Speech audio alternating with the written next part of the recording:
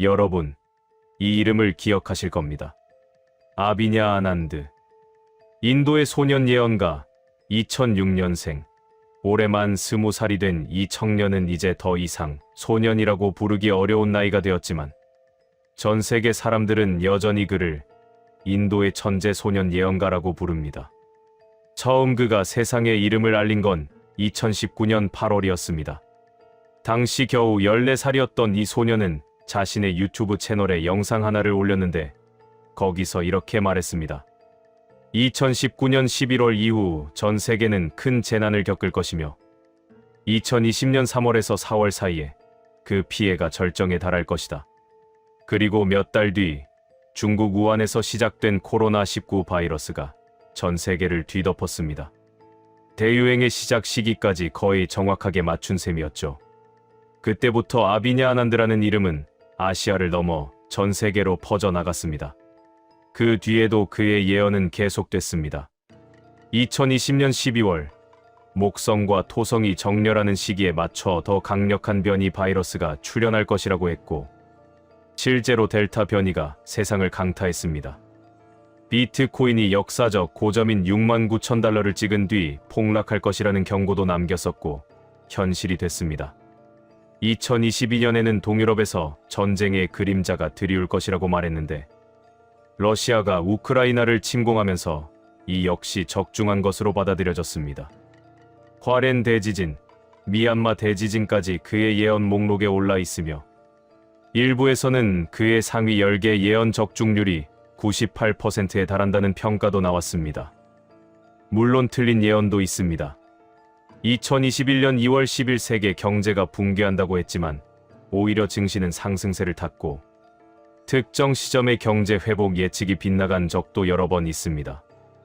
아비냐 아난드 본인도 최근 유튜브 영상을 통해 나를 사칭하거나 내가 하지 않은 말을 AI로 편집해 퍼뜨리는 가짜 콘텐츠가 많다며 베트남이나 대만, 한국에 대한 대재앙 예언을 한 적이 없다고 직접 해명하기도 했습니다.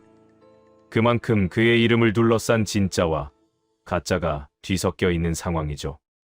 그런데 중요한 건 아비냐 아난드가 한국에 대해 지속적으로 관심을 보여왔다는 사실입니다.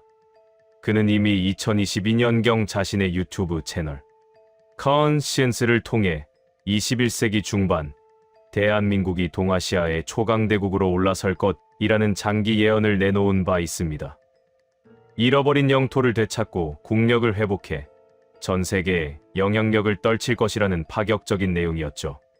한국 언론도 이를 보도했고 한국의 미스터리 예언 커뮤니티에서는 그의 한국 관련 발언이 나올 때마다 큰 화제가 되어 왔습니다. 2025년에도 그의 한국 예언은 계속됐습니다. 을사년인 2025년을 한반도의 대전환 시기로 지목하며 특히 여름 6월에서 7월이 운명이 결정되는 순간이라고 말했고 청년 주도의 사회적 각성과 새로운 운동이 일어날 것이라고도 예언했습니다. 실제로 2024년 12월 비상계엄과 탄핵 정국이라는 초유의 사태가 벌어졌고 2025년 한국 사회는 그의 말처럼 격렬한 변화와 혼란의 한복판을 지나왔습니다. 그리고 이제 2026년입니다. 아비냐 아난드는 2025년 12월 24일 자신의 유튜브 채널에 2026년 전망 영상을 올렸고 여기서 2026년은 중대한 전환점이 될 것이라며 특히 중국, 한국, 북한, 필리핀 네 나라를 고위험 국가로 지목했습니다. 또한 2025년 12월 러시아를 방문한 뒤 공개한 영상에서도 2026년의 지정학적 변동과 AI 위기, 자연재해 가능성을 언급하며 한국을 포함한 동아시아 지역에 대한 경고를 이어갔습니다. 그리고 가장 최근 2026년 들어서 그의 채널에서 진행된 라이브 방송에서 아비냐 아난드는 한국에 대해 매우 구체적이고 의미심장한 이야기를 꺼내놓았습니다. 오늘 영상에서는 바로 그 내용을 다루려고 합니다. 아비냐 아난드가 2026년 유튜브 라이브를 통해 한국에 대해 언급한 최신 예언, 400년 만의 전환점이라 불리는 이해의 한국 위로 펼쳐진 별의 지도가 무엇을 말하고 있는지 지금부터 길고 자세하게 풀어보겠습니다.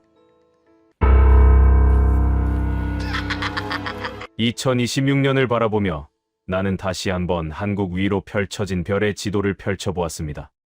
베다 점성술에서 2026년은 단순한 해가 아니라 수백 년 주기의 큰 사이클이 꺾이는 전환점으로 설명됩니다.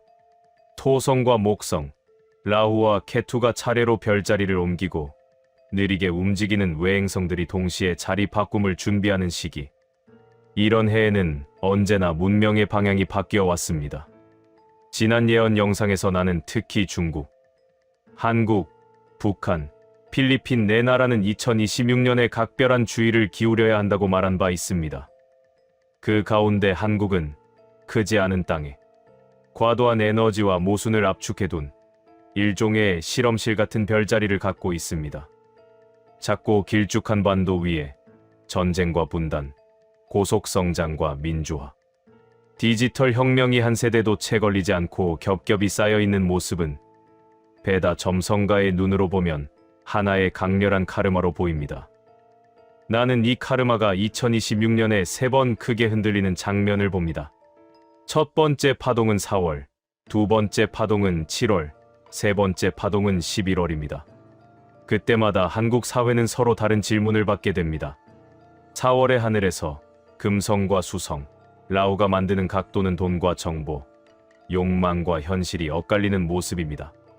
반도체, 인공지능, 2차 전지와 같은 미래 산업의 국가 경제의 상당 부분을 걸어놓은 한국은 4월에 한번 거칠게 멈춰서는 느낌을 받게 될 것입니다. 주식과 부동산, 가상자산과 각종 금융상품에 들어가 있던 돈들의 방향이 잠시 헷갈리기 시작하고 그동안 신화처럼 믿어왔던 몇몇 숫자들이 실체를 드러내며 사람들을 놀라게 만듭니다. 어떤 기업의 회계 문제일 수도 있고 어떤 대형 프로젝트의 과장된 수익률일 수도 있고 혹은 국가 전체가 우리는 성장하고 있다고 믿어왔던 한 축의 허상이 벗겨지는 사건일 수도 있습니다. 언론은 그것을 충격, 위기, 경제 불안이라고 부르겠지만 베다 점성술의 눈으로 보면 이 사건은 한 가지 질문으로 압축됩니다. 그동안 우리가 기쁨을 느껴왔던 숫자 상승이 정말 우리의 삶을 나아지게 했는가? 4월의 별들은 한국 사람들에게 이 불편한 질문을 던지기 위해 잠시 시장과 제도를 흔듭니다. 라후는 환상을 만드는 별이지만 동시에 환상을 찢는 별이기도 합니다.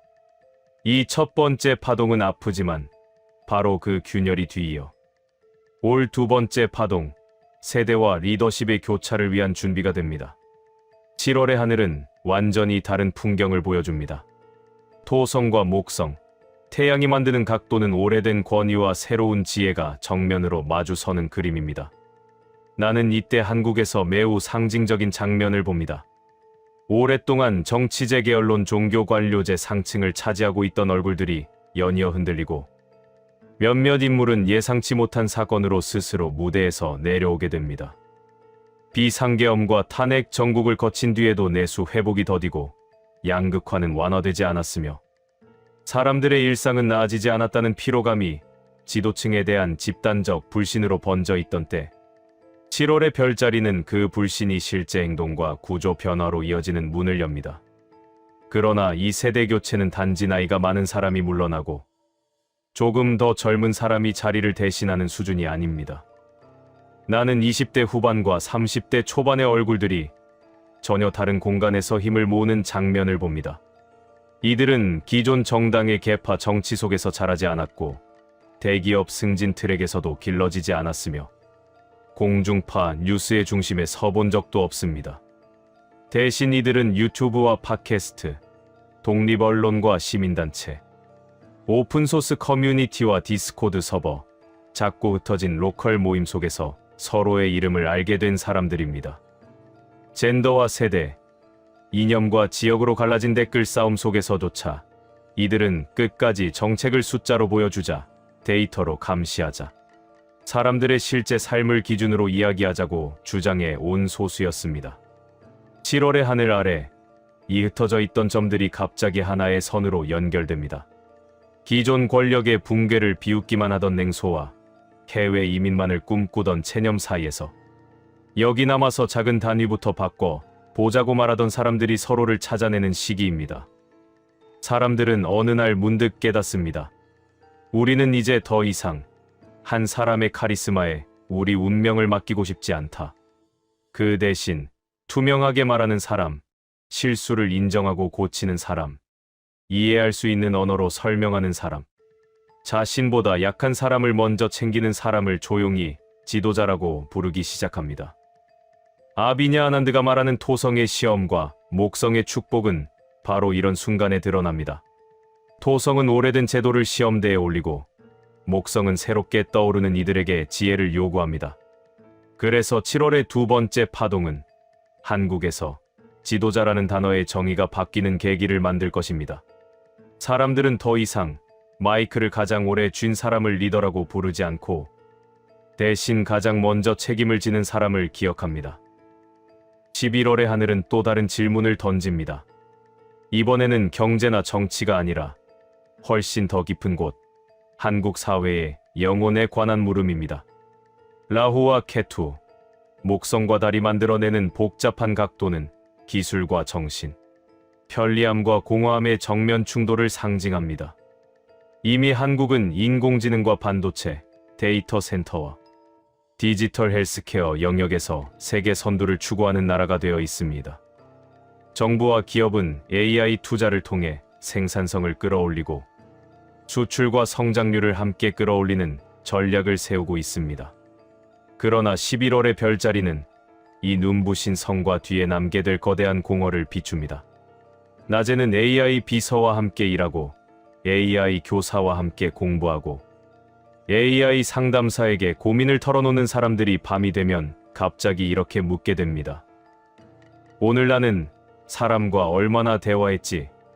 이미 외로움과 고립감, 정신건강 문제가 심각한 사회에서 11월은 그 그림자가 가장 짙어지는 달이 됩니다. 나는 이 시기에 이상한 꿈들이 한국 곳곳을 떠도는 것을 봅니다. 교실에는 아이들과 AI만 있고 선생님은 화면 속에서만 존재하는 꿈. 회사는 완전히 메타버스 안으로 들어가 동료의 실제 얼굴을 잊어버리는 꿈. 식탁에서조차 가족들의 시선은 서로가 아니라 각자의 홀로그램과 아바타에게 향하는 꿈. 그러나 이 어두운 꿈의 한복판에서 아주 작은 불빛들이 켜지기 시작합니다. 그것은 처음에는 소수의 실험으로 보입니다. AI가 도와서 일을 더 빨리 끝낸 뒤 남은 시간을 오직 사람끼리만 쓰자고 약속하는 소모임. 입구에서 스마트폰과 노트북을 맡기고 종이와 펜 혹은 악기와 책만 가지고 들어가는 디지털 금식 카페.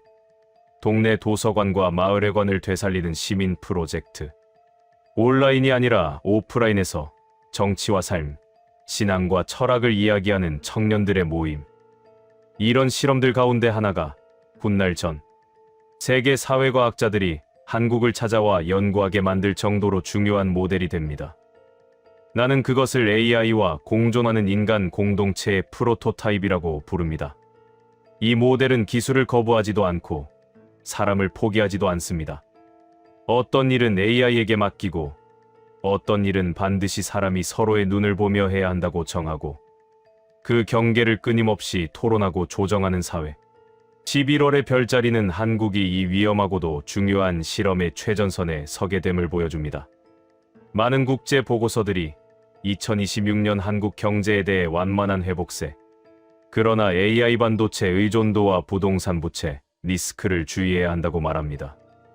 하지만 베다 점성술의 하늘은 이렇게 말합니다. 그보다 더 중요한 것은 너의 영혼의 방향이다. 아비냐 아난드에 대해 세상은 코로나19와 전쟁, 금융시장 변동을 마친 소년이라고 말하지만 베다 전통에서 진짜 점성가는 언제나 한 가지를 묻습니다. 너의 카르마를 어떻게 쓸 것인가? 한국의 2026년 차트 위에는 분명 위험 신호가 많이 찍혀 있습니다. 내수 부진, 양극화, 고령화와 저출산, 정치적 피로와 갈등, AI 도입에 따른 일자리 구조 변화. 하지만 동시에 아주 작은 별 하나가 유난히 밝게 빛나고 있습니다. 그 별은 상처를 통해 타인의 상처를 이해하는 능력, 고통을 통해 지혜를 얻는 능력을 상징합니다. 한국은 지난 한 세기 동안 식민지와 전쟁, 분단과 독재, 민주화와 격리, 기적, IMF와 팬데믹, 그리고 지금의 디지털 대전환까지 한꺼번에 겪었습니다. 그래서 2026년이라는 거대한 전환점에서 하늘은 한국에게 이렇게 말하는 것 같습니다. 큰 나라들이 가져오는 기술과 자본의 물결 속에서 인간의 영혼을 지키는 방법을 보여주어라. 숫자가 아닌 사람을 먼저 세우는 선택을 할 수 있는지, 경쟁이 아닌 연대를 선택할 수 있는지, 외로움이 아닌 공동체를 선택할 수 있는지 너희의 카르마를 시험해보겠다. 4월의 균열 앞에서 한국은 성장의 환상을 계속 붙잡을 수도 있고 그 틈으로 진실을 들여다볼 수도 있습니다. 7월의 세대교체 앞에서 또 다른 강한 자를 찾을 수도 있고 서로를 살리는 작은 리더십들을 키울 수도 있습니다. 11월의 공허 앞에서 편리함에 더 깊이 취할 수도 있고 사람의 온기를 회복하는 새로운 공동체 실험을 선택할 수도 있습니다. 별은 단지 가능성을 말해줄 뿐입니다. 어떤 현실을 만들지는 그 땅을 밟고 사는 사람들의 몫입니다. 2026년 나는 한국이 위험한 해라고 말했지만 동시에 아주 특별한 기회가 있는 해라고도 말했습니다. 이 작은 반도에서 어떤 선택을 하느냐에 따라 앞으로 수십 년 동안 아시아 전체의 길이 달라질 수 있습니다. 그래서 나는 다시 한번 조용히 경고합니다. 별은 바뀌지 않는다. 그러나 인간의 선택은 언제든 별의 길을 비켜나갈 수 있다. 2026년 한국의 이야기는 결국 별이 아니라 한국 사람들이 함께 쓴 선택의 기록이 될 것이다. 중국 남서부 윈난성의 안개 낀 산골 마을에서 한 아이가 태어났을 때 마을 사람들은 그저 평범한 농가의 둘째쯤으로 여겼다. 그러나 몇 달 지나지 않아 아이는 이 마을의 시간이 다른 방향으로 흐르고 있다는 것을 증명하기 시작했다. 생후 석 달 만에 또렷한 단어를 내뱉고 4달이 되었을 때에는 자신이 전생에 티베트의 한 사찰에서 수행하던 승려였다고 말했기 때문이다. 처음엔 부모조차 믿지 않았지만 아이가 설명하는 옛 사찰의 구조와 의식, 한 번도 배운 적 없는 티베트식 표현들이 실제 전통과 정확히 맞아떨어지면서 이 리우밍천이라는 이름은 조용히 마을 밖으로 번져나갔다. 어느새 3살이 된 리우밍천은 숫자와 별자리에 집착하듯 몰두했다. 손가락으로 허공에 수식을 그리며 어른들도 이해하지 못하는 계산을 끝내고 밤이 되면 지붕 위에 올라가 별의 배열을 하나하나 외웠다. 마을의 노인들은 옛 영혼이 잘못된 몸에 내려앉았다고 수군거렸고 지방교육 당국과 연구자들이 그를 특수 영재로 분류하며 관찰하기 시작했다. 5살 무렵 그는 국가영재센터로 옮겨져 뇌파 검사와 인지 테스트를 받았지만 의사들은 명확한 결론을 내리지 못했다. 단지 이해할 수 없는 회복 반응과 비정상적으로 높은 직관적 사고 패턴이라는 소견만이 기록에 남았다. 리우밍천의 이름이 동아시아 전역에 본격적으로 알려진 것은 그가 12살 무렵 처음으로 중국 밖으로 나왔을 때였다. 문화교류 프로그램의 일환으로 서울을 방문한 그는 경복궁 앞에서 사람들 사이에 서 있다가 갑자기 얼굴이 창백해지더니 마치 다른 시간에 붙들린 사람처럼 굳어섰다. 그 순간 아직 서툰 발음의 한국어로 이렇게 중얼거렸다고 전해진다. 왕의 기운이 돌아온다. 5산이 다시 모인다. 주변에 있던 이들은 소름이 돋았다고 말한다. 그날 이후로 그의 이름은 한국 예언 미스터리 커뮤니티 사이에서 중국 천재 예언 신동 리우밍천이라는 별명과 함께 빠르게 퍼져나갔다. 이후 베이징의 한 예언 포럼에서 리우밍천은 러시아 우크라이나 전쟁의 장기와 튀르키의 대지진, 중국 양쯔강 유역의 대홍수 같은 사건들을 미리 언급한 인물로 소개되며 단순한 영재가 아닌 예언가로 불리기 시작했다. 그는 자신이 보는 것에 대해 우주의 정보장과 공명할 뿐이라고 설명하며 매일 새벽 3시 3분의 칼라차크라 명상을 통해 떠오르는 장면들을 기록한다고 말했다.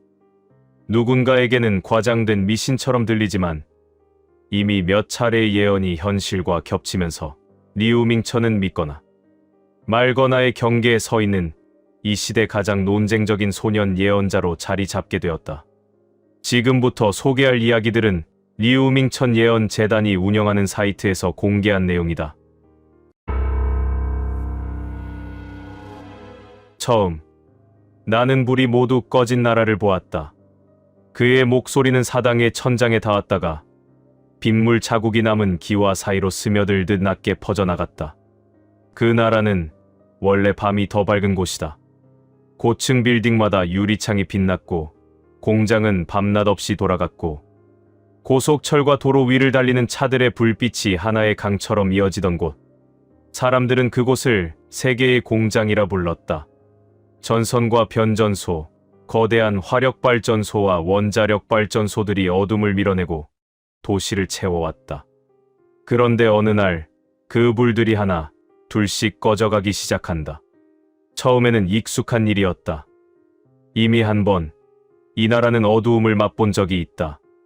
몇 해 전 석탄이 부족하고 전력망이 뒤엉켜 큰 공장들이 멈추고 도시 일부가 흑백 사진처럼 변했던 적이 있었다. 사람들은 그 일을 과거의 실수라고 부르며 다시는 반복되지 않을 거라고 말했다. 하지만 이번에는 그때와 다르다. 이번에는 불이 꺼지는 속도가 너무 빠르다. 한 성성에서 시작된 어둠이 인접한 성으로 또 그 옆으로 번져간다. 전력난이라는 말로는 설명되지 않는 이상한 패턴이다. 그가 보는 장면 속에서 고층 아파트 단지 전체가 한꺼번에 칠흑 같은 색으로 바뀐다. 엘리베이터는 멈추고 네온 사이는 숨을 거두고 사람들의 창가에서 흔들리던 작은 조명들도 하나둘 꺼진다. 도시는 여전히 서 있는데 도시의 심장은 멈춰버린 것 같았다. 사람들은 처음에 이것이 단지 전력 부족 때문이라고 생각한다. 석탄이 모자라서, 가스가 비싸져서, 신재생 에너지 전환이 아직 충분하지 않아서. 누구는 이렇게 말하고 누구는 저렇게 말한다. 뉴스에서는 수치와 그래프가 오르내리고 관영 매체는 곧 안정된다고 말한다. 그러나 나는 땅속 깊은 곳에서 올라오는 다른 장면을 본다. 발전소의 굴뚝이 멈춰 서 있는 것이 아니라 그 굴뚝으로 연결된 보이지 않는 관들이 어딘가에서 끊어져 버리는 모습이다. 에너지를 실어 나르던 보이지 않는 혈관이 스스로를 조이는 것이다. 리우밍천은 손가락으로 허공에 복잡한 선을 그려나갔다. 전력망, 송전선, 데이터 센터, 인공지능 서버, 전기차 충전소, 그리고 사람들의 일상까지 모든 것이 전기라는 피를 나누어 가진 하나의 거대한 생명체처럼 그려졌다. 2025년이 인공지능이 전기를 먹어치우는 해였다면 2026년은 그 식탐이 낡은 전력망과 충돌하는 해가 된다. 사람들은 더 많은 데이터를 만들고 더 큰 모델을 돌리고 더 많은 전기차를 도로 위에 올려보낸다. 그러나 땅속을 흐르는 선은 더는 그 속도를 따라가지 못한다. 이 나라는 세계에서 가장 많은 전기를 생산하면서도 동시에 가장 먼저 전기에 굶주리게 되는 나라가 된다. 갑작스러운 암흑 사태는 어느 한 도시에서 시작되지 않는다. 리우밍천이 본 것은 지도 전체가 서서히 잿빛으로 물들어가는 장면이었다. 동부 연안의 공업 도시들, 남부의 제조 허브, 북부의 오래된 공업 벨트, 서부의 신흥 개발 지역까지 마치 누군가가 거대한 스위치를 차례차례 내려버리는 것처럼 불빛이 줄어들어 간다. 한때는 밤에도 하늘이 붉게 빛나던 산업지대 위로 별들이 다시 보이기 시작한다. 그건 아름다운 풍경이지만 동시에 불길한 징조였다. 사람들은 이 사태를 블랙아웃이라고 부른다. 그러나 내가 보는 것은 단순한 정전이 아니다. 이건 한 나라의 심장이 잠시 멎는 사건이다. 공장과 도시만이 아니라 권력의 중심부까지도 어둠을 통과해야 하는 시간이다. 그 어둠 속에서 이 나라는 두 개의 목소리로 갈라진다.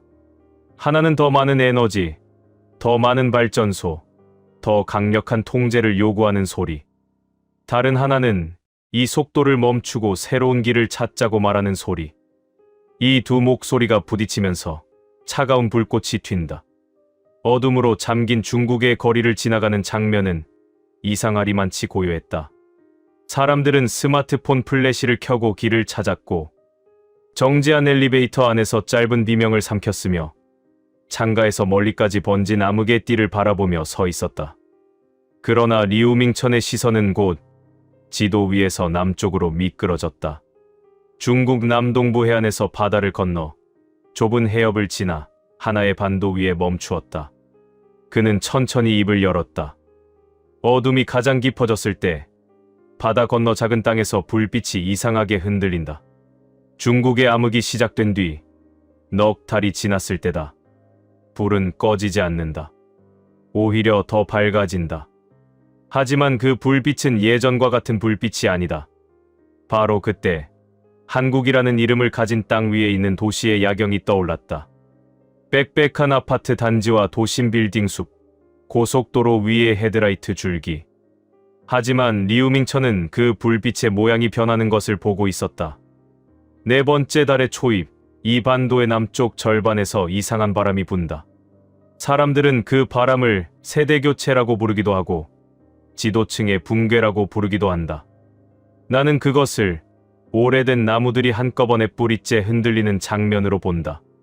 그의 눈앞에 한국의 구시대 엘리트들이 상징처럼 겹쳐졌다. 오랫동안 뉴스를 장식하던 얼굴들, 법과 정치를 장악해 온 이름들, 재계와 관료사회, 언론과 종교계의 어른이라고 불리던 사람들. 그들은 이미 오래전부터 균열을 품고 있었다. 부와 권력, 학연과 혈연으로 얽힌 가지들 사이로 썩어 들어간 흔적이 퍼져 있었다. 그러나 바깥에서 볼 때 그 나무는 여전히 서 있는 것처럼 보였다. 중국의 암흑이 시작되고 넉 달 뒤 이 나무의 가지들이 한꺼번에 꺾이기 시작한다. 어느 한 사람의 추락이 아니다. 한 세대 전체가 동시에 무대 뒤로 물러나기 시작하는 것이다. 리우밍천은 그것이 단순한 정권 교체가 아니라고 느끼고 있었다. 선거와 여론조사, 지지율과 당명 변경 같은 정치 뉴스에만 국한된 변화가 아니었다. 오히려 그는 지도자라는 단어의 의미 자체가 바뀌는 장면을 보고 있었다. 이 땅의 사람들은 놀란다. 너무 빠른 속도로 이름들이 바뀌고 얼굴들이 바뀌고 제도가 바뀌기 때문이다. 누군가는 환호하고 누군가는 공포에 떨며 누군가는 믿지 않으려 한다. 그러나 더 깊은 곳에서 진짜 변화는 다른 방식으로 일어난다. 그건 이 땅에 어른들이 줄줄이 무대에서 내려오는 순간에 뒤편에서 조용히 걸어 나오는 한 사람의 등장이다. 그 한 사람은 처음에는 아무도 주목하지 않는 존재였다. 이름도 낯설고 이력도 화려하지 않으며 기존 정치권 안에서 길러진 인재가 아니었다. 선거판의 중심에 서 있지도 않았고 거대한 재벌 집단을 대표하지도 않았다. 그는 오히려 실패와 좌절, 추방과 침묵의 시간을 길게 통과해 온 사람이었다. 나는 그 사람이 작은 강의실과 좁은 회의실, 온라인의 작은 창을 통해 사람들을 만나온 것을 본다. 분노와 좌절로 가득 찬 이들의 이야기를 밤늦게까지 듣고 잃어버린 것을 되찾는 대신 다시 짓자고 말하던 사람. 그는 권력을 원하지 않았지만 어느 날 사람들이 깨닫는다. 우리는 어느새 이 사람의 말투와 눈빛을 따라하고 있구나. 중국의 어둠이 시작된 지 넉 달 후 한국에서 일어나는 진짜 세대 교체는 나이가 아니라 태도의 교체다. 권력을 쥐던 손의 주인이 바뀌는 것이 아니라 손을 내미는 방식이 바뀌는 것이다. 이때 오래된 지도층은 예상치 못한 방식으로 무너진다. 누가 그들을 끌어내리는 것이 아니라 사람들이 더 이상 그들을 바라보지 않기 때문에. 리우밍천의 시선은 한국의 수도에서 골목 깊숙한 곳까지 번져가는 작은 불빛들을 쫓았다. 화려한 기자회견장과 대형 집회가 아니라 작은 모임과 지역, 커뮤니티, 무명의 청년들과 평범한 시민들의 얼굴에서 그는 새로운 시대의 리더십이 태어나는 모습을 보았다. 그러나 예언은 거기서 끝나지 않았다. 그의 눈앞의 지도는 다시 한번 서쪽으로, 그리고 멀리 북서쪽으로 이동했다. 이번에 떠오른 것은 유럽 대륙이었다. 이제 오래된 문명의 땅을 본다. 한때 세계의 중심이었고 지금도 스스로를 문명의 심장이라 부르는 곳. 이곳에서 조용하지만 깊은 금이 여러 겹으로 나 있다. 유럽은 지난 몇 년 동안 러시아 우크라이나 전쟁과 에너지 위기에 흔들려 왔다. 에너지 가격이 폭등하고 가스 공급이 불안정해지며 각국은 서둘러 대체 에너지원과 새로운 공급선을 찾았다. 우르즐라 폰데어라이엔은 전례 없는 에너지 위기를 마주했다고 말했고, 유럽 지도자들은 평화 배당의 시대는 끝났다고 선언했다. 표면적으로는 위기를 견뎌냈다고 말하지만 리우밍천이 본 유럽의 속은 여전히 요동치고 있었다. 나는 기름에 잠기고 전력에 굶주리는 대륙을 본다. 석유와 가스의 흐름은 여전히 이곳으로 향하고 있지만 그 에너지는 더 이상 모두를 따뜻하게 데우지 못한다. 에너지 가격은 내려갔지만 사람들의 마음은 여전히 차갑다. 난민과 이주민 문제, 극우와 포퓰리즘, 국가 간 갈등과 내부 분열. 이 모든 것들이 하나의 얼룩처럼 서로 번져 있다. 유럽은 위기를 극복한 것이 아니라 위기와 함께 사는 법을 배우는 중이다. 그러나 그 과정에서 한 가지 충격적인 일이 일어난다. 리우밍천은 그 일을 유럽의 거울이 깨지는 날이라고 불렀다. 오랫동안 이 대륙은 자신들이 세운 가치의 거울 앞에 서 있었다. 인권, 민주주의, 복지, 연대, 법치, 그 거울은 스스로에게 우리는 여전히 괜찮다고 말해주는 도구였다. 하지만 2026년 어느 날 그 거울에 뚜렷한 균열이 간다. 그 이유는 전쟁도 경제 위기도 아니다. 오히려 내부에서 터져나온 하나의 고백 때문이다. 우리는 더 이상 우리가 말해온 만큼 정의롭지 않다. 유럽 몇몇 국가에서 연달아 터지는 정치 스캔들과 재정 위기, 방위비 증액과 복지 축소, 세대 간 갈등과 극우 세력의 약진은 이미 현실이 되어가고 있었다. 그러나 리우밍천이 본 충격은 그 이상의 것이었다. 그는 유럽의 몇몇 나라가 스스로를 지키기 위해 오랫동안 내세워온 원칙 일부를 조용히 내려놓는 장면을 보았다. 난민을 되돌려 보내고 표현의 자유를 제한하며 안보와 질서를 이유로 감시와 통제를 강화하는 일이 더 이상 예외적인 조치가 아니라 일상이 되는 모습이었다. 유럽 사람들은 놀란다. 우리가 언제부터 이런 결정을 당연하게 받아들이게 되었지. 그러나 이미 너무 많은 결정들이 내려진 뒤다. 충격적인 사실은 이 변화가 전쟁이나 쿠데타, 대규모 폭동 때문이 아니라 피로감 때문에 일어났다는 점이다. 너무 많은 위기를 겪으면서 사람들은 어느 날 이렇게 말한다. 조금 덜 자유롭더라도 조금 더 안전했으면 좋겠다. 그 한마디가 이 대륙의 방향을 바꿔놓는다. 하지만 리우밍천의 예언 속 유럽에는 또 다른 놀라운 장면이 숨어 있었다. 나는 서로 등을 돌리던 나라들이 갑자기 한자리에 모이는 장면을 보았다. 에너지와 안보, 경제와 기술을 둘러싼 위기가 깊어질수록 각국은 처음에는 각자 도생을 택한다. 그러나 어느 순간 그들은 깨닫는다. 이제는 혼자 살아남을 수 없다. 그때 지금까지의 느린 통합과는 전혀 다른 속도로 몇몇 나라들이 급격한 정치 군사적 결합을 시도한다. 이것은 꿈꾸던 이상적인 연합이라기보다 살아남기 위한 동맹에 가깝다. 그 과정에서 유럽 내부의 선과 경계가 다시 그려진다. 어떤 나라는 중심으로 더 다가가고 어떤 나라는 변두리로 밀려난다. 충격적인 사실은 전통적으로 중심이라 여겨지던 나라들 중 일부가 이 새로운 지형에서 한 발 뒤로 물러서게 된다는 것이다. 유럽의 지도가 천천히 뒤집히고 새로운 축이 그려지는 동안 리우밍천의 시선은 다시 동쪽으로 돌아왔다. 어둠에 잠긴 중국, 넉 달 뒤 세대 교체를 맞는 한국, 그리고 거울이 깨지는 유럽. 이 모든 장면이 하나의 흐름으로 연결되어 있었다. 리우밍천은 오랫동안 눈을 감고 침묵하다가 마지막으로 이렇게 중얼거렸다. 에너지가 멈추면 불빛이 꺼질 뿐 아니라 거짓도 함께 드러난다. 중국의 암흑은 전기만의 문제가 아니다. 이 나라가 믿어왔던 성장의 신화를 다시 묻는 시간이다. 넉 달 뒤 한국에서 일어나는 세대 교체는 단지 나이 많은 지도자들이 물러나는 사건이 아니다. 이 땅이 누구의 목소리를 어른의 말로 받아들일 것인지, 기준을 바꾸는 일이다. 그리고 유럽에서 벌어지는 충격적인 변화들은 이 대륙이 오랫동안 자랑해온 가치들이 이 시험대에 오르는 과정이다. 이들은 스스로에게 묻는다. 우리는 여전히 우리가 말하던 유럽인가? 이 세 갈래의 흐름은 결국 하나의 질문으로 모인다. 우리는 무엇을 위해 전기를 쓰고 무엇을 위해 권력을 쓰며 무엇을 위해 가치를 말하는가?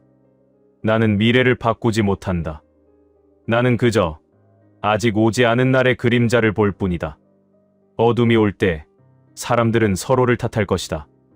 그러나 언젠가 어떤 이들은 깨닫게 된다. 그 어둠 속에서 비로소 보이기 시작하는 것들이 있다는 사실을. 지금까지 리우밍천의 최신 예언을 들어보셨습니다. 과연 한국과 중국, 해외 여러 나라들의 미래는 어떻게 될 것일까요? 미파였습니다. 곧 중국의 넓은 대륙을 밝히던 뜨거운 우주의 힘이 스스로 갈라지고 분해되기 시작한다. 눈에 보이지 않는 균열, 그러나 대륙 전체의 운명을 흔드는 금이다. 한국의 지도자는 스스로 되돌릴 수 없는 길을 선택하게 될 것이다. 한번 그 문을 나서면 다시는 예전의 자리로 돌아올 수 없다. 그리고 서울, 이 반도의 심장에서는 완전히 새로운 인물이 등장해 그곳에서 전혀 다른 인생을 시작한다. 마지막으로 일본의 땅에서는 두 발로 걸어 다니는 뱀이 나타나 전 세계를 돌아다니게 될 것이다. 이 뱀과 함께 오는 이이자, 알탄 첸두는 우리에게 이렇게 말한다. 이자를 조심하라. 오늘 이야기하는 인물은 몽골 예언 신동, 알탄 첸두라는 소년 예언가에 대한 기록이다. 알탄 첸두는 몽골 광활한 초원과 황량한 산맥 사이, 겨울이면 영하 수십 도까지 떨어지는 작은 게르 마을에서 태어났다고 전해진다. 그의 이름은 몽골어로 황금 천둥이라는 뜻이라고 한다.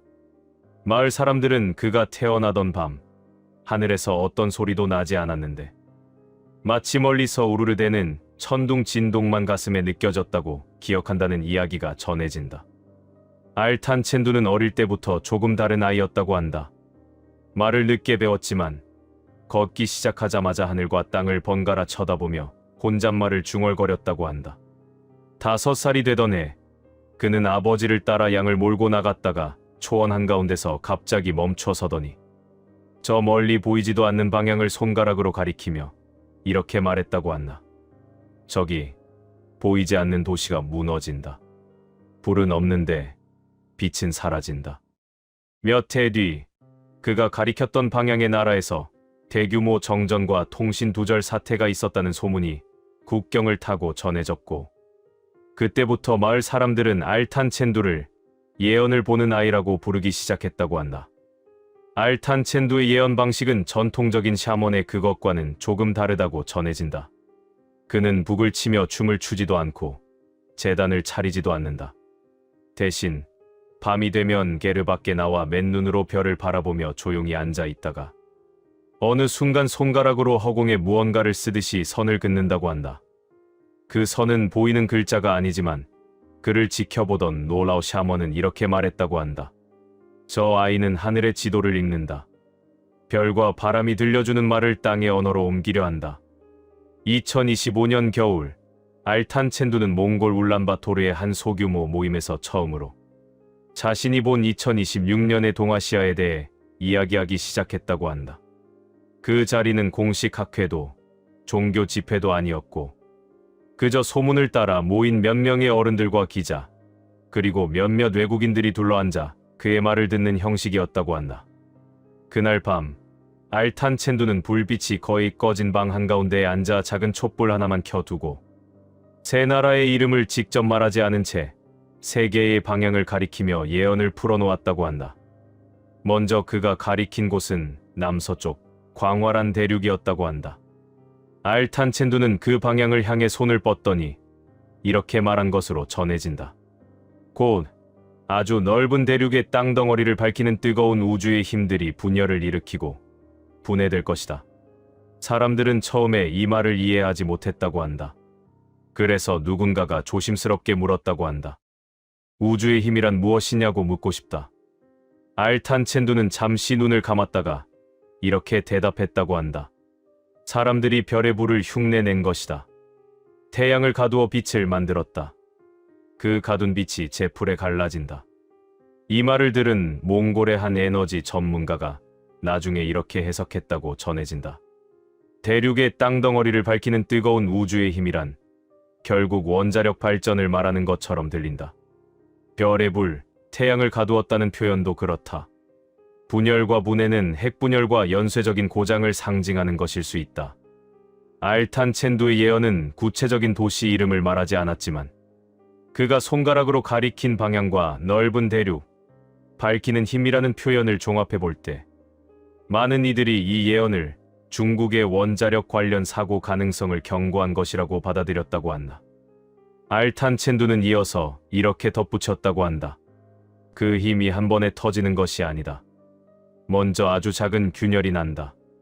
사람의 눈에는 보이지 않는 머리카락보다도 얇은 금이 생긴다. 그러나 그 금은 안쪽에서부터 번져나간다. 어느 날 대륙의 한 귀퉁이에서 갑자기 빛이 꺼진다. 사람들은 전기 문제라고 말한다. 하지만 하늘에서 보면 그곳에는 보이지 않는 상처가 남는다. 그는 또 이런 말을 남겼다고 한다. 그 상처 때문에 이 대륙은 크게 둘로 나뉠 것이다. 하나는 아직도 별의 불을 더 많이 가두려는 쪽, 다른 하나는 두려움에 떨며 불을 끄고 싶어 하는 쪽이다. 이 둘의 싸움이 앞으로 이 나라의 10년을 뒤흔들 것이다. 이 말은 중국 내부에서의 에너지 정책을 둘러싼 갈등, 성장과 안전 사이의 싸움을 상징한다고 보는 해석이 많다고 전해진다. 그 다음 알탄 첸두는 시선을 남쪽으로 돌렸다고 한다. 대륙 끝에 붙어 있는 작은 반도, 그 중에서도 남쪽 절반을 가리키며 그는 한동안 아무 말도 하지 않고 있다가 마치 무언가 보고 있는 사람처럼 서서히 입을 열었다고 한다. 이 반도의 남쪽에는 이미 이름을 가진 지도자가 있다. 많은 이들이 그를 알며 사랑하거나 미워하거나 한다. 그런데 곧 이 지도자는 다시는 돌아올 수 없는 길을 걷게 될 것이다. 사람들이 술렁였다고 전해진다. 다시는 돌아올 수 없는 길이라는 표현이 죽음을 의미하는지, 망명을 의미하는지, 아니면 정치적 도덕적 파산을 의미하는지 누구도 단정할 수 없었기 때문이다. 그래서 한 청년이 물었다고 한다. 그 길이란 무엇을 뜻하느냐고 묻고 싶다. 알탄 첸두는 이 질문에 이렇게 대답했다고 한다. 그는 스스로 문을 열고 나갈 것이다. 누가 억지로 끌어내는 것이 아니다. 그러나 일단 그 문을 나가면 다시 돌아올 수 없다. 그는 언젠가 후회하지만 그때는 이미 너무 늦다. 이 대목을 두고 한국을 잘 아는 한 통역사는 이렇게 정리했다고 한다. 이 예언이 말하는 것은 단순한 정권 교체가 아닌 것처럼 들린다. 어떤 형태로든 되돌릴 수 없는 선택을 하는 지도자에 대한 경고처럼 느껴진다. 그것이 사법적 판단이든 외교적 오판이든 내부 배신이든 형태는 여러 가지일 수 있다. 하지만 알탄 첸두의 한국 예언은 여기서 끝나지 않았다고 한다. 그는 같은 반도 남쪽을 다시 가리키며 이번에는 수도를 상징하는 듯한 손짓을 했다. 이 반도의 심장, 가장 많은 불빛이 모이는 곳, 그곳에 곧 새로운 인물이 등장할 것이다. 그는 아무도 모르는 사람은 아니다. 이미 한 번 이 땅을 떠났거나 한 번 내려갔던 사람이다. 그러나 그는 이곳에서 처음부터 다시라는 마음으로 새로운 인생을 시작할 것이다. 누군가가 물었다고 한다. 그는 정치인인가? 아니면 다른 종류의 지도자인가? 알탄 첸두는 고개를 저으며 이렇게 말했다고 한다. 그는 스스로를 지도자라고 부르지 않는다. 사람들도 처음에는 그를 지도자로 부르지 않는다. 그는 다만 망가졌던 사람들이 다시 서는 법을 아는 사람이다. 그래서 사람들이 나중에야 깨닫는다. 아, 이 사람이 우리를 이끌고 있었구나. 이 말은 한국에서 새로운 인물이 수도에서 다시 출발한다는 표현과 맞물려 공식 권력, 바깥에서 영향력을 발휘하는 새로운 유형의 인물, 혹은 한때 몰락했다가 다시 등장하는 상징적 인물을 가리키는 것 아니냐는 해석을 낳았다고 전해진다. 알탄 첸두의 시선은 마지막으로 동쪽 바다 건너 섬나라 쪽으로 향했다고 한다. 그는 섬들의 줄기를 손가락으로 따라가다가 갑자기 땅바닥을 응시하며 이런 말을 남겼다고 한다. 섬의 땅속 깊은 곳에서 뱀 하나가 태어날 것이다. 이 뱀은 기어다니지 않는다. 이 뱀은 땅 위를 두 발로 걸어다닌다. 그러나 사람들은 처음에 그걸 뱀이라고 부르지 않는다. 그들은 그것을 편리함, 발전, 새로운 길이라고 부른다. 방 안에 있던 일본인 한 명이 이 말을 듣고 얼굴이 굳어졌다고 전해진다. 알탄 첸두는 그의 표정을 보지 못한 듯 말을 이어갔다고 한다. 이 뱀은 한 섬에서만 머물지 않는다. 바다를 건너 다른 대륙으로 간다. 길 위에, 공기 속에, 보이지 않는 선을 따라 전 세계로 퍼진다. 사람들은 이 뱀이 지나간 자리에 생기는 이익을 보고 기뻐한다. 그러나 나중에야 알게 된다. 이 뱀이 남긴 것은 이익만이 아니라 이자라는 것임을. 통역자가 이자라는 단어를 몽골어와 영어로 번역하려다 잠시 멈췄다고 한다. 여기서 이자리즈는 대출과 빚, 금융의 언어이기도 하지만 한국어로는 이자, 저차할 때에 이 사람을 뜻하는 말처럼도 들릴 수 있기 때문이다. 알탄 첸두는 그 중의성을 알고 있는 듯 이렇게 덧붙였다고 한다. 이자를 조심하라. 돈의 이자도 사람의 이자도 조심하라. 이 뱀과 함께 온 이익은 언젠가 감당하기 힘든 값을 요구할 것이다. 그리고 그 값을 청구하러 오는 자를 사람들은 이 자라고 부르게 될 것이다. 이 예언을 두고 어떤 이는 일본발 새로운 금융 상품이나 초저금리 캐리 트레이드 구조가 전 세계를 휩쓸고 그 부메랑이 언젠가 돌아오는 장면으로 해석한다. 또 어떤 이는 일본에서 시작된 새로운 기술, 예를 들어 인공지능, 로봇, 디지털 결제 시스템 같은 것이 전 세계를 뒤덮고 그 편리함 뒤에 숨은 데이터 채무 구조가 나중에 큰 부담으로 돌아오는 것을 상징한다고 본다고 한다. 중요한 건 알탄 첸두가 이자를 조심하라는 말을 거듭했다는 점이다. 눈앞의 이익을 쫓아 쉽게 빚을 지지 말라. 당장 편리하다고 해서 그 뱀을 집 안으로 들이지 말라. 이자는 항상 나중에 온다. 그리고 그때가 되면 이미 돌이키기 어렵다. 방금 전까지 그는 중국의 뜨거운 불과 남쪽 반도의 지도자, 동쪽 섬나라의 두 발로 걷는 뱀을 말하고 있었다. 그러나 아직 남은 곳이 하나 더 있었다. 지도를 펼치면 같은 색으로 칠해진 듯 보이지만 지상에서는 두 개의 다른 시간으로 갈라져 있는 곳. 아이의 눈동자가 그곳을 향해 아주 천천히 돌아갔다. 이제 북쪽에 얼어붙은 궁전을 본다. 숨이 얼어붙을 듯한 공기 속에서 아이의 목소리는 오히려 또렷하게 울렸다. 하나의 민족이 둘로 나뉘어 산다. 남쪽은 불빛이 넘치지만 마음이 갈라져 있고 북쪽은 불빛이 부족하지만 마음이 묶여 있다. 북쪽의 땅에는 높은 담과 철조망이 겹겹이 둘러져 있고 사람들의 눈에는 언제나 보이지 않는 장막이 드리워져 있다. 그들은 같은 말을 쓰지만 서로 다른 하늘을 본다. 알탄 첸두의 시선이 북쪽 땅의 중심으로 빨려 들어가듯 고정되었다. 저기 검은 별 하나가 있다. 밤하늘의 별이 아니라 사람들의 머리 위에 떠 있는 별이다. 오랜 세월 동안 이 별은 이 땅의 모든 빛을 혼자 삼켜왔다. 사람들은 자신이 별을 본다고 믿었지만 사실은 별을 가리는 그림자를 보고 있었던 것이다. 검은 별은 눈에 보이지 않는 상징이었다. 그 별 아래 끝없이 이어지는 행진과 구호, 의식과 박수, 찬양과 침묵이 겹겹이 쌓여 있었다. 오랫동안 이 별은 움직이지 않을 것처럼 보였다. 하지만 이제 그 별을 떠받치고 있던 기둥들의 작은 금이 가기 시작했다. 바깥에서 던져진 돌 때문이 아니다.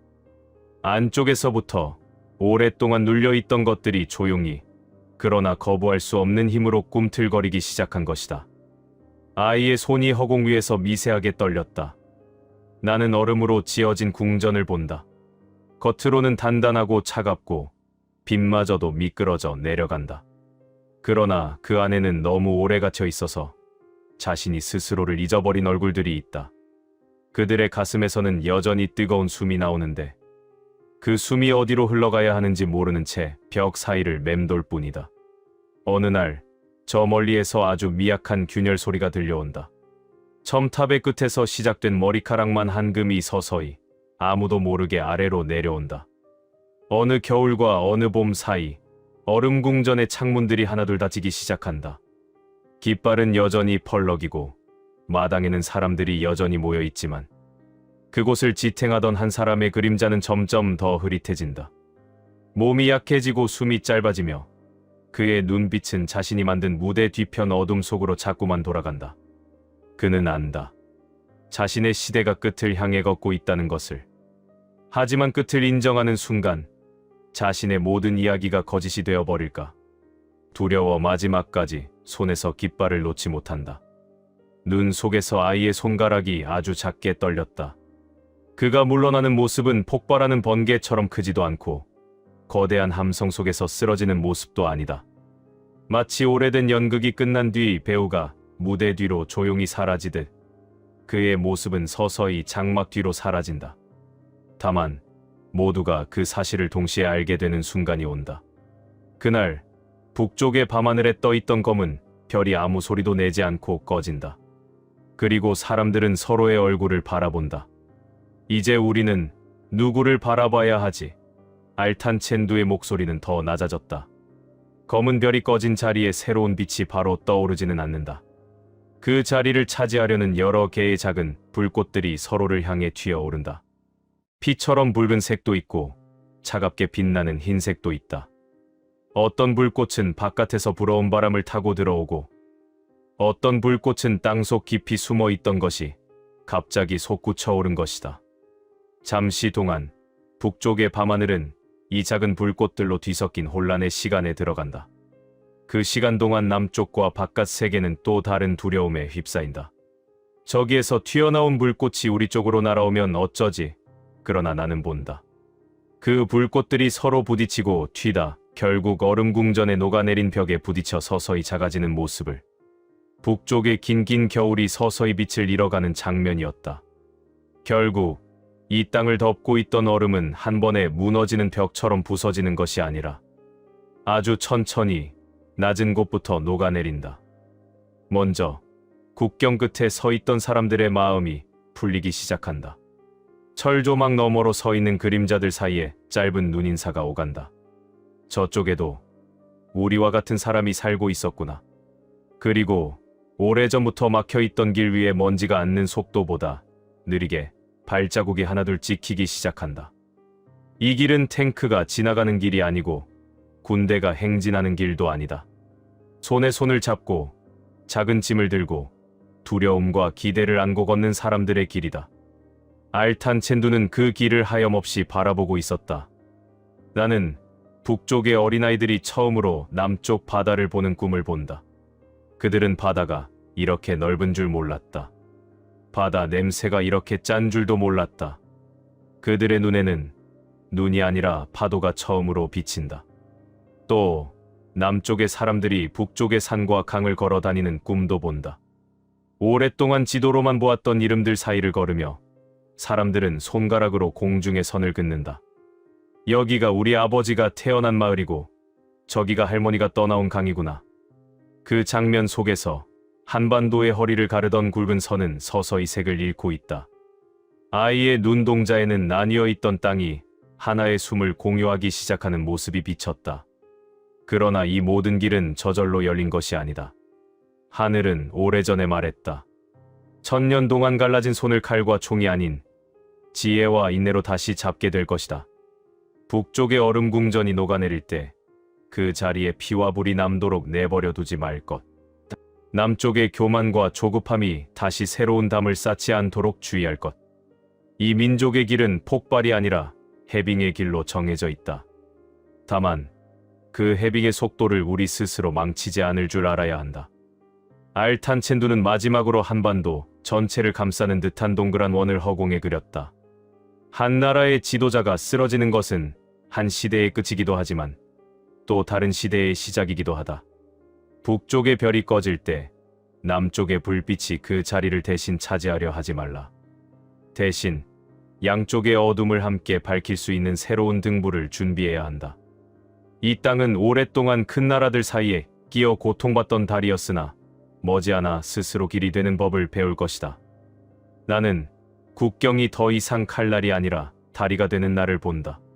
그리고 그 다리 위를 북쪽과 남쪽, 동쪽과 서쪽에서 온 이들이 서로의 짐을 나누어 들며 걷는 모습을 본다.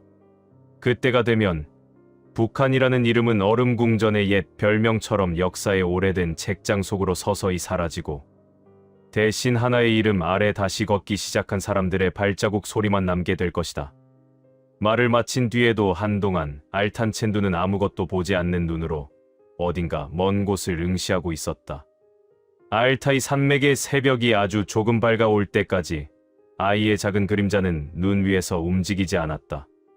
그의 눈앞에는 아직 오지 않은 한반도의 시간과 그 안에서 천천히 녹아내리고 또 다시 굳어지려 하는 수많은 마음들의 움직임이 끝없이 흘러가고 있었다. 알탄첸두의 2026년 예언은 구체적인 날짜와 도시 이름을 말하지 않으면서도 중국의 뜨거운 에너지 정책, 한국의 지도자와 새로운 인물의 등장, 일본발 금융기술 구조의 세계적 파급을 동시에 암시하는 듯한 기묘한 그림을 남긴다. 이 예언이 실제로 어떻게 현실과 겹쳐질지는 아직 알 수 없다고 한다.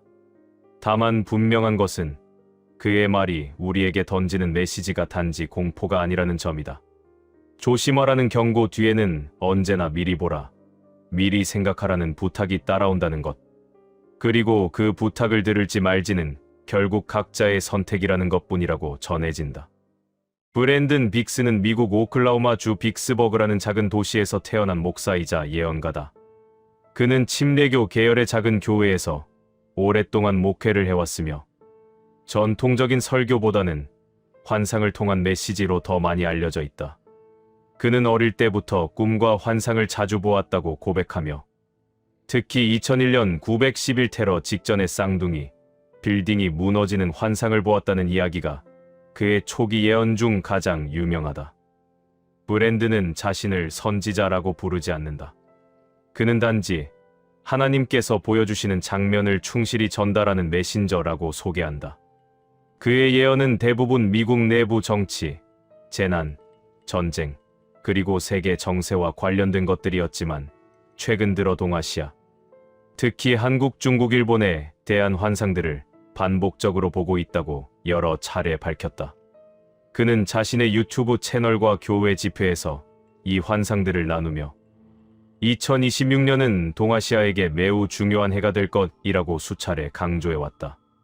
그가 최근 남긴 여러 예언 가운데 가장 논쟁적이고 구체적인 부분은 바로 2026년 3월과 6월, 그리고 그 두 달에 집중된 한국, 중국, 일본에 대한 환상들이다. 브랜드는 이 세 나라를 두고 동아시아의 새 기둥이라고 표현하며 그 기둥들이 3월과 6월 사이에 두 번 크게 흔들리는 것을 보았다고 말했다. 그는 자신의 집회에서 이렇게 증언했다.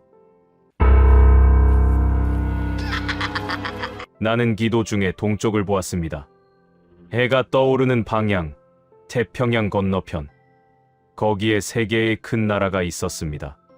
하나는 거대한 용처럼 보였고, 하나는 섬들로 이루어진 나라였으며, 하나는 전쟁의 상처가 아직 남아있는 반도였습니다.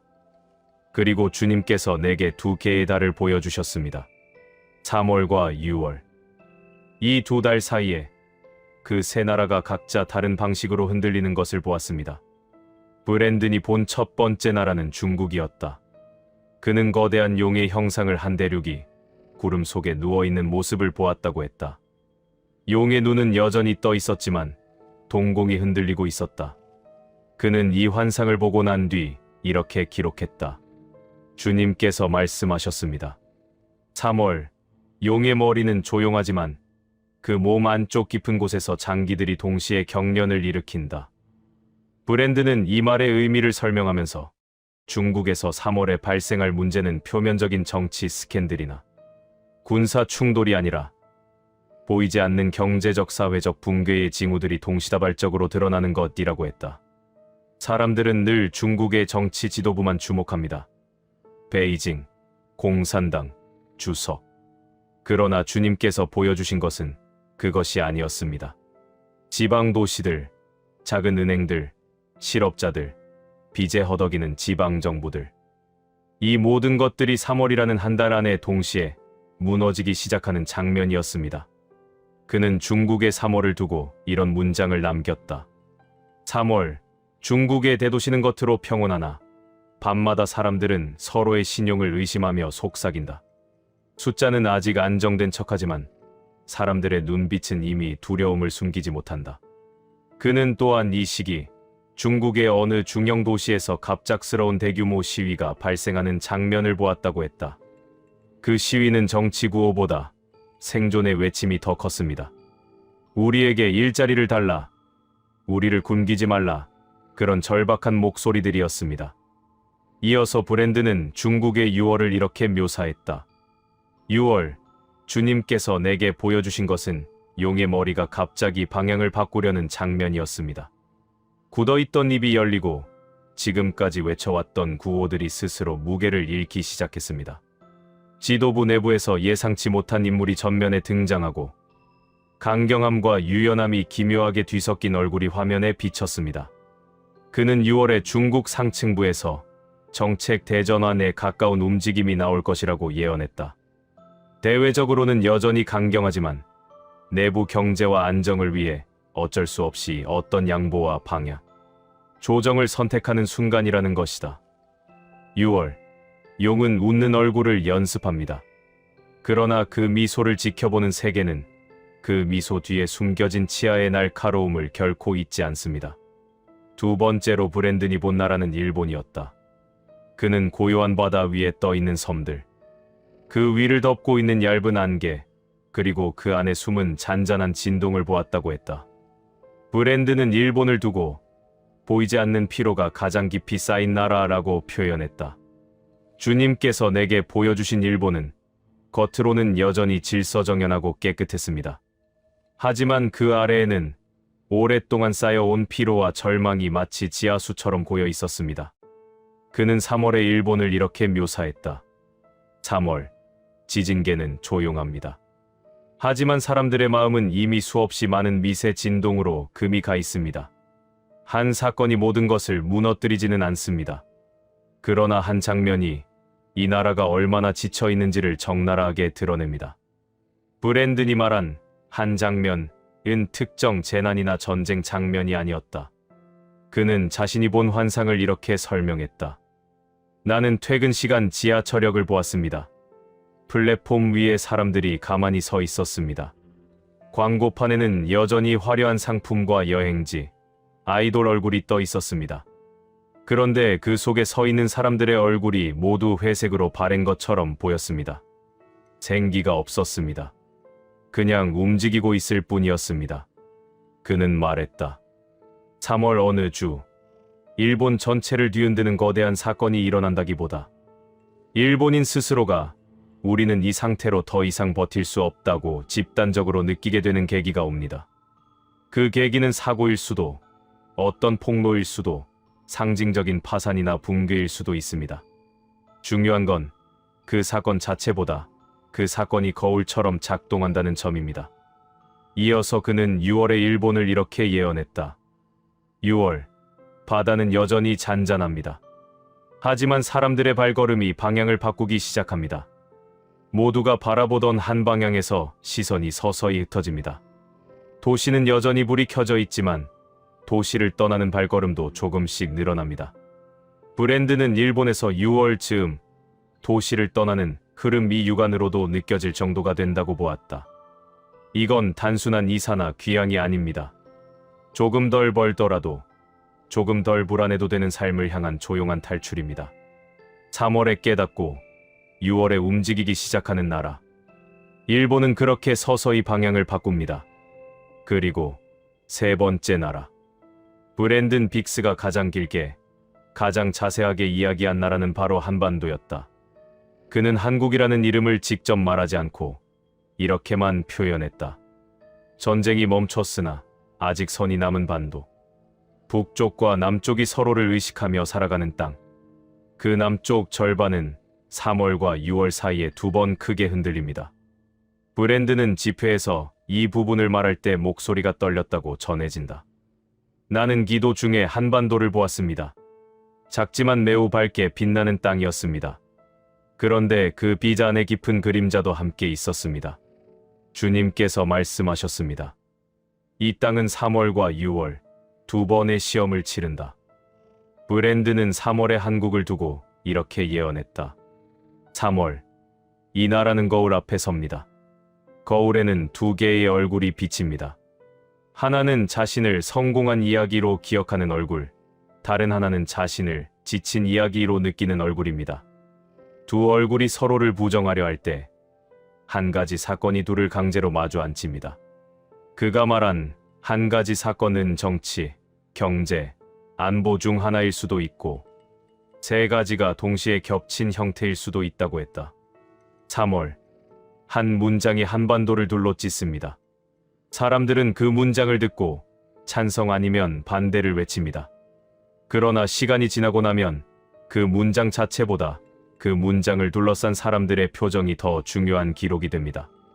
브랜드는 이 나라에서 3월에 발생하는 일을 두고 국민적 분열의 피크라고 말하지 않았다. 오히려 분열이 얼마나 깊어졌는지를 확인시키는 시험이라고 불렀다. 이 나라는 3월에 스스로에게 질문을 던집니다. 우리는 여전히 한 나라라고 부를 수 있는가? 이 질문의 즉답은 나오지 않습니다.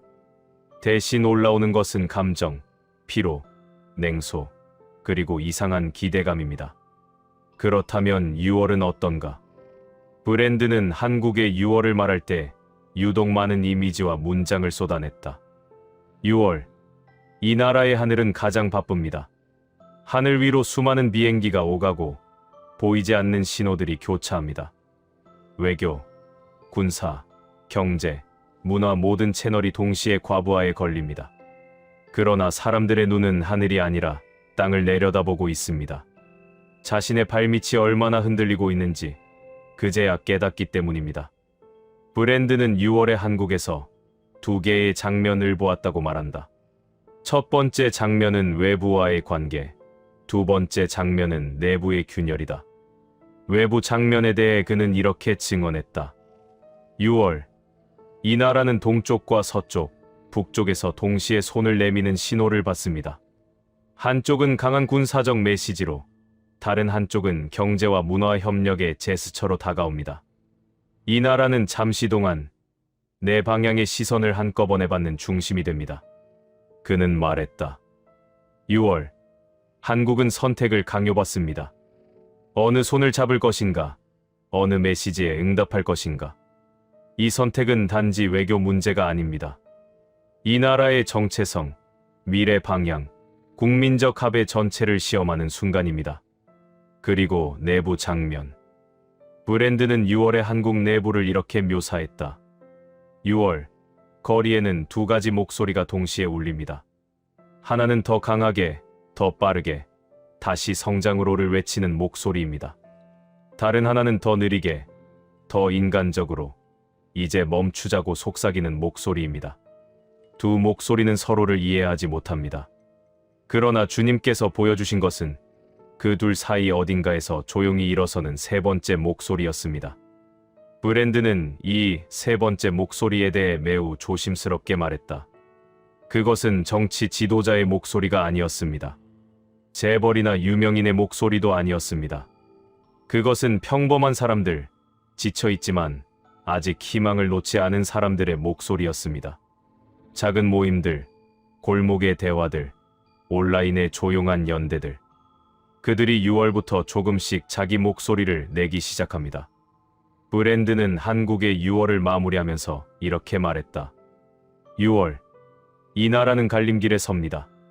한쪽 길은 과거의 방식으로 돌아가는 길입니다. 빠르게, 경쟁하며 숫자로 증명하는 길. 다른 한쪽 길은 새로운 방식을 찾는 길입니다. 느리지만 지속 가능하고 작지만 함께 가는 길. 주님께서 내게 보여주신 것은 이 나라가 아직 선택을 내리지 않았다는 것입니다.